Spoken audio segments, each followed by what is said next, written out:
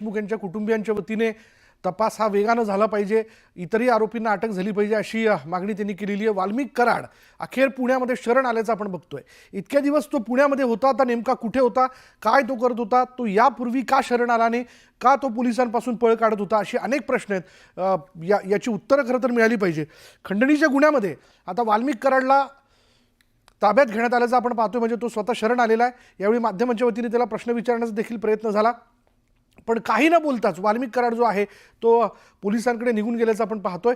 पण अखेर वाल्मिक कराडचा या संबंध प्रकरणामध्ये असलेला संबंध यावर सखोल अशी चौकशी केली जावी अशी मागणी जी आहे ती राष्ट्रवादी काँग्रेस शरद पवार गटाचे आमदार संदीप क्षीरसागर यांनी केलेली आहे। वाल्मिक कराडचा संबंध सीडीआर म्हणजे मोबाईलचा सीडीआर जो आहे तो काढला जावा।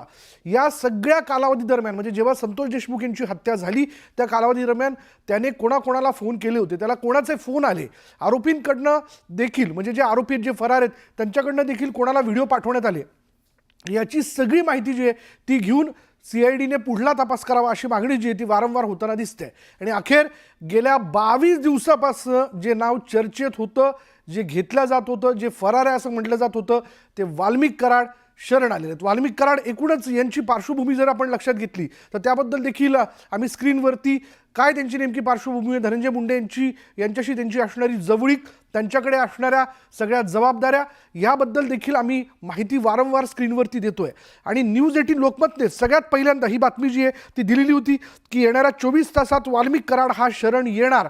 इव्हन वाल्मिक कराडला ताब्यात घेण्यात आल्याबद्दलची बातमी देखील खोटी असल्याचं न्यूज 18 लोकमतने सांगितलं होतं आणि अजूनही तो फरार असल्याचं देखील कालपर्यंत न्यूज 18 लोकमत वारंवार आपल्या बातम्यांच्या माध्यमातून सांगत होतं। थेट आणि अचूक बातमी जी आहे ती पुन्हा एकदा न्यूज 18 लोकमतने प्रेक्षकांपर्यंत पोहोचवलेली आणि आताही तो आत्मसमर्पण करणार, म्हणजे येत्या 24 तासात तो आत्मसमर्पण करणार ही देखील बातमी जी आहे ती न्यूज 18 लोकमतने सगळ्यात पहिल्यांदा दिलेली होती। आणि या बातमीवरती अखेर शिक्कामोर्तब झाल्याचं आपण बघतोय।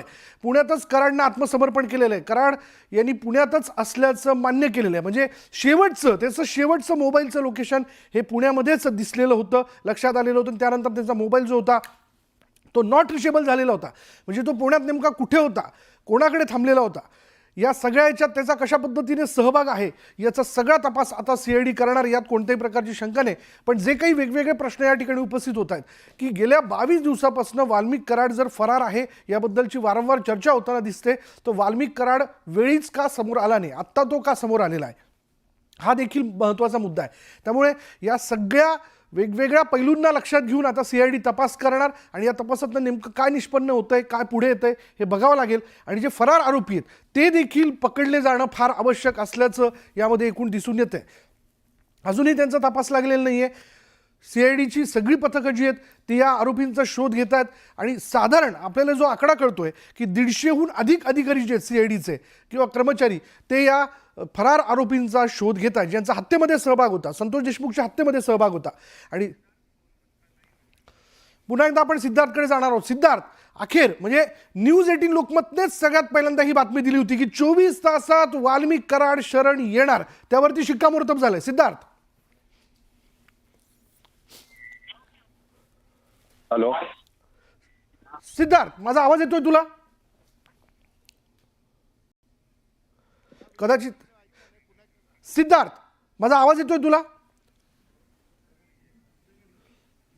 हा विशाल, आता येतोय आवाज। हा सिद्धार्थ, माझा प्रश्न होता की न्यूज 18 लोकमतने सगळ्यात पहिल्यांदा ही बातमी दिली होती की येत्या 24 तासात वाल्मिक कराड शरण येणार, त्यावरती शिक्कामोर्तब झालाय। सिद्धार्थ, निश्चित विशाल, या प्रकरणामध्ये आपले बऱ्यापैकी अंदाज खरे ठरलेले आहेत। एक तर सगळ्यात पहिला आपण दावा केला होता की वाल्मिक कराड यांच्यासमोर आत्मसमर्पणाशिवाय दुसरा पर्याय नाही आणि आत्मसमर्पण का करतील हे सुद्धा आपण स्पष्टीकरण 2 दिवसात दिलं। त्यानंतर आपण काल सकाळी 8 ते 9 10 वाजता बातमी उतरवली की वाल्मिक कराड हे येत्या 24 तासामध्ये आत्मसमर्पण करतील। बरोबर 24 तासाच्या आत त्यांनी आत्मसमर्पण केलेलं आहे। तिसरी महत्वाची बातमी आपण दिली होती की वाल्मिक कराड हे पुण्यातच आहेत। 28 तारखेच्या मध्यरात्रीपर्यंत एका रुग्णालयात ते उपचार घेत होते, हे सुद्धा दाव्याने आपण सांगितलेलं आहे।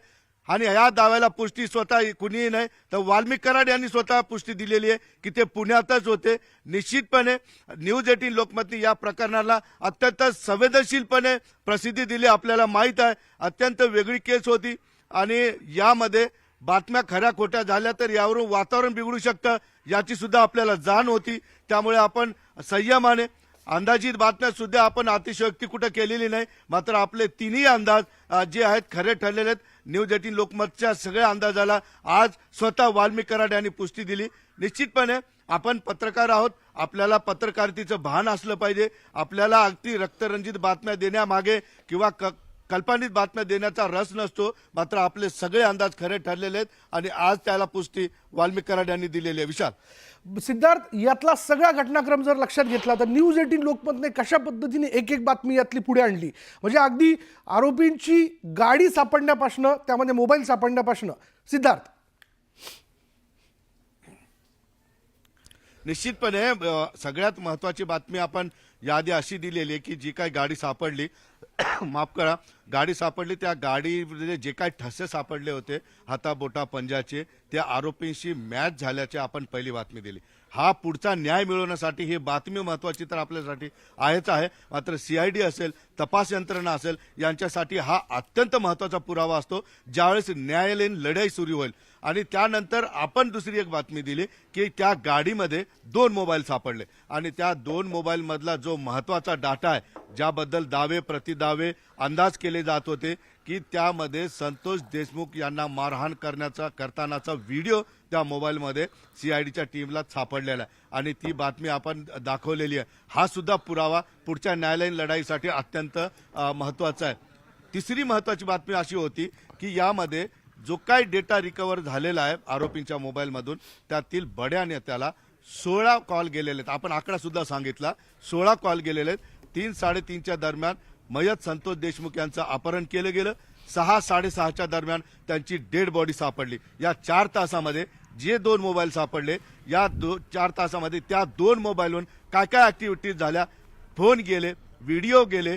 त्याच दोन्हीपैकी एका मोबाईलवर संतोष देशमुख यांना मारहाण करतानाचं लाईव्ह व्हिडिओ व्हॉट्सअप कॉल करून दाखवलं गेलं. हे सुद्धा आपण सांगितलेलं आहे. निश्चित हे आपण सांगितलेलं आपल्याला वरिष्ठ पातळीवर या सगळ्या माहिती कळाल्या होत्या. आता यामधल्या आणखी बऱ्याच गोष्टी आपल्याला माहिती होत्या. मात्र आपण भान ठेवून बातम्या करतो कारण तपासामध्ये किंवा आरोपीला फायदा होईल अशा पद्धतीच्या बातम्या, आरोपीला फायदा होईल अशा पद्धतीची माहिती आपण सार्वजनिक ठिकाणी करू शकत नाही. त्यामुळे आपण काही माहिती जी आहे पूर्णपणे बातम्यांमध्ये नाही दाखवली. मात्र जे काय आपण दाखवलंय हे आता बातमी म्हणून जरी आपण बघितलं तर येणाऱ्या काळामध्ये या प्रकरणाचा लढा ज्यावेळेस उभा होईल त्यावेळेस या बातम्यांचे पुरावे अत्यंत महत्वाचे होऊ शकतात. दुसरी आपण महत्वाची बातमी दाखवली वाल्मिक कराडांच्या आयुष्यात असलेल्या त्या 2 महिला कोण याबद्दल बरीच उत्सुकता होती. 2 दिवस लोक विचार करत होते आणि त्यातल्या एका महिलेवर CIDची गेल्या 3 दिवसापासून बारीक नजर होती. दररोज सकाळी बोलून संध्याकाळपर्यंत त्या महिलेला बसून ठेवलं जात होतं. ती महिला वाल्मिक कराडांच्या अत्यंत निकटची आहे. तिचं आणि वाल्मिक कराडांचं नातं सुद्धा आपल्याला माहिती आहे. आपण ते सांगू शकत नाही कारण आपल्याकडे ती पुष्टी करण्यासाठी काही पुरावे नाहीत. दुसरी एक महिला आली होती तिच्याबद्दल सुद्धा आपण सांगितलं. म्हणजे भागवत कराडांचं नाव घेतोय वाल्मिक कराडांच्या बाबतच्या सगळ्या आसपासच्या बातम्या असतील, त्यांच्या आजूबाजूचे लोक असतील, त्यांच्या अवतीभोवतीचे लोक नंतर काय करतात आणि सगळ्यात महत्वाचं विशाल यामध्ये आपण एक गोष्ट ठळक पुढे आणली की हे मर्डर झाली, हत्या झाली, या आधी सुद्धा अपहरण किडनॅपिंग झाल्या. याच्या मागचं खरं राजकारण राखेचं आहे. जे काय थर्मल पॉवर आहे, औष्णिक ऊर्जा प्रकल्प आहे परळीचा, तिथे जी काय राख पडते त्या राखेतून हजारो कोटीचा व्यवसाय होतो आणि त्या राखेवर फुकटची राख आहे, तिला कसल्याही पद्धतीचा पैसा दिला जात नाही, तिथं कुठेही टेंडर काढलं जात नाही, काहीही त्या ठिकाणी चार्जेस नाही. मात्र 600 ते 700 जे हायवे आहे तिथून राख उचलत असतात आणि त्या राख उचलण्यासाठी बंदुकीचा वापर, हवेत गोळीबार करणं, अधिकाऱ्यांचं किडनॅपिंग करणं किंवा परस्पर विरोधी लोकांना मारहाण करून त्या ठिकाणी दहशत पसरवणं, या सगळ्या याच्यामधून कोट्यावधी हजारो कोटीचा पैसा या संशयित आरोपींकडे आणि त्याचा वापर अशा पद्धतीने दहशतीसाठी केला जातो. हे सुद्धा न्यूज 18 लोकमतनी पहिल्यांदा सगळ्यांना दाखवलेलं विशाल. निश्चितपणे या प्रकरणात आपण पत्रकार म्हणून आपण कुठलीही बाजू सोडलेली नाही. पण आता अखेर म्हणजे आतापर्यंत आपण यातली प्रत्येक छोटी छोटी बातमी मोठी बातमी जी आहे ती आपण देत आलो, समोर ठेवत आलो, अचूक आणि थेट, कुठलाही गोंधळ न घालता. म्हणजे अतिशयोक्ती देखील न्यूज 18 लोकमतने केली नाही आणि थेट आणि निश्चित अशी बातमी जी ती प्रेक्षकांपर्यंत पोहोचवली. पण आता अखेर आपण बघतोय सिद्धार्थ की वाल्मिक कराड जो आहे त्याला शरण यावं लागलं. आपण म्हणलेलं होतं की येणाऱ्या 24 तासात वाल्मिक कराड हा शरण येणार, त्यावरती शिक्कामोर्तब झालाय. पण आता यापुढे कोणकोणते असे पैलू आहेत, मुद्दे आहेत ज्याला घेऊन तपास करणं फार महत्त्वाचं ठरेल. मी सिद्धार्थ तुझ्याकडे येतो. आपल्याबरोबर सुषमा अंधारे आपल्याबरोबर शिवसेनेच्या नेत्या, त्यांच्याकडे आपण जाऊयात.